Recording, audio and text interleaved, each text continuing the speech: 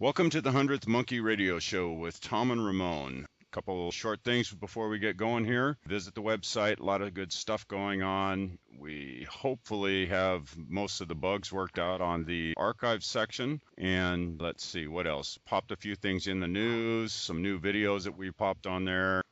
We're still open to any suggestions for our new paradigm page. We are always looking for excellent new ideas and information that will help us take the next step into our future. So if you've got any ideas or come across any material, drop us an email. Let's see, we also do work on a donation basis. Ramon and I work for a living, and this is all coming out of our pockets. So if you have the ability to help us out, don't be afraid. I won't be afraid to take it.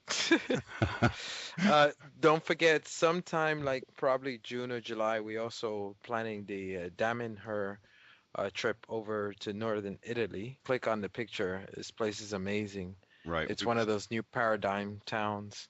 We've got a couple people that are very interested in doing it right now already. So we are looking to get a group of, I don't know, up to 10 people, Ramon, would you say? Somewhere there. I think that would be a nice, comfy, manageable group. I think we could have a lot of fun there. I think we had a lot of fun. Learn a lot, too. That place is absolutely amazing. So who do we have, Ramon? Today we have someone special. If you were at ECETI, that would be about 2 weeks from when this airs, 2 weeks, 3 weeks ago. We have Neil Kramer, is an English writer, speaker, and philosopher in the fields of consciousness, metaphysics, shamanism, and ancient mystical disciplines.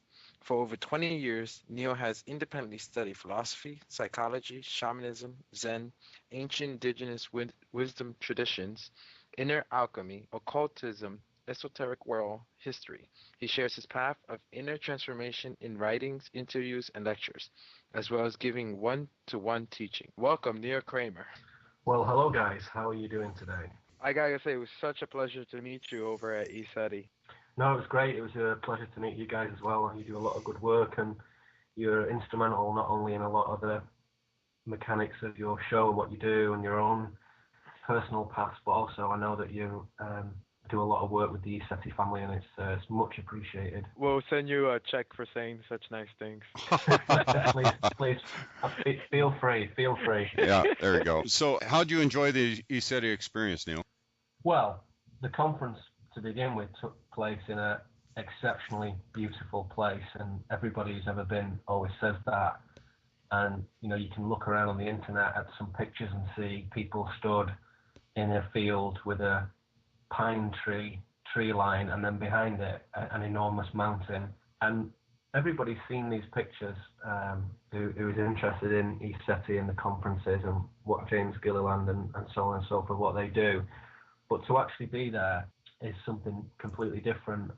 You have this pristine wilderness environment with the trees and the rivers and the meadows, and then of course behind it you have this 12,000 foot Mount Adams, which is permanently snow capped, and it's just so lovely to look at that snow on that grey mountain with its little forested speckles. You can see from a distance.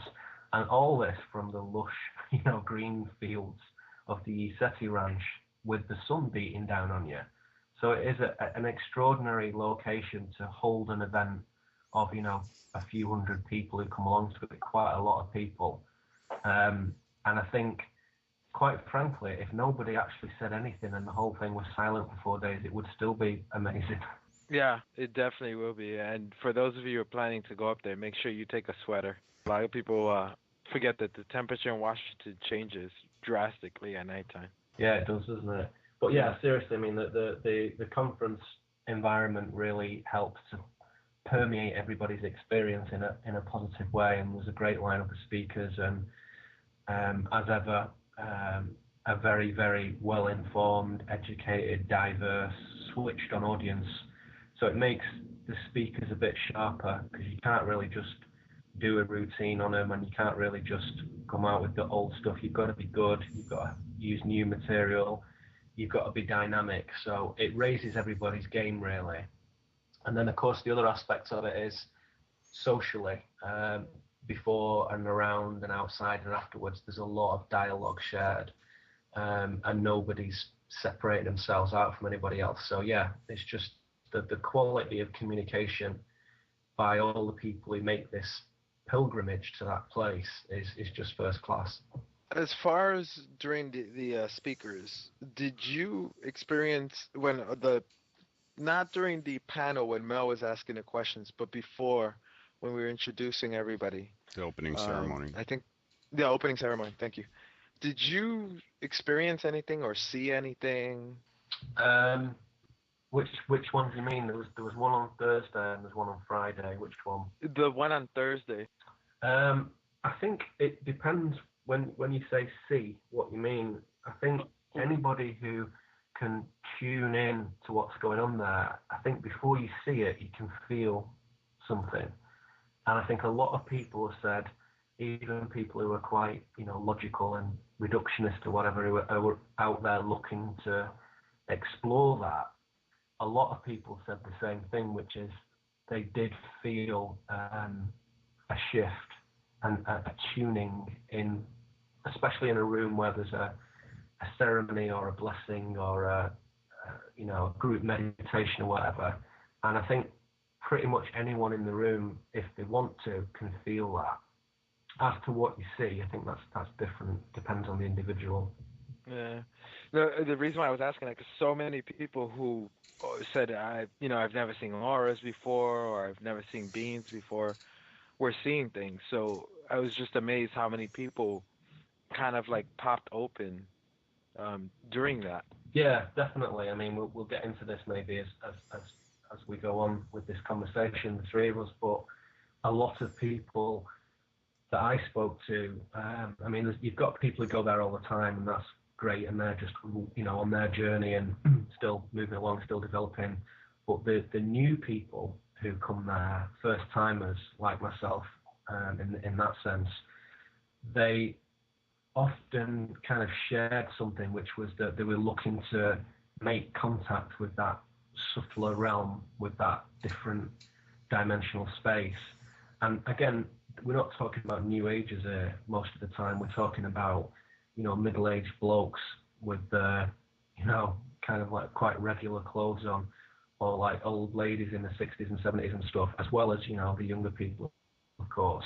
So it was quite a mixed background. I mean, you two guys, again, you'll know this, but it is excellent to see that. And all of them who were new had some similar parallel in saying, well, I've come here to have an experience and to open myself up to whatever that kind of experience flavor is for them. So for some people, it was UFOs and extraterrestrial contact, which is this sounds odd for a lot of people, which is quite a normal thing in that place. And for other people, it was like nature spirits and elemental forces and more sort of terrestrial phenomena. But regardless of whatever they were looking for, there was this shared desire to have an experience. So, you feed your brain with the talks and the dialogue and so on.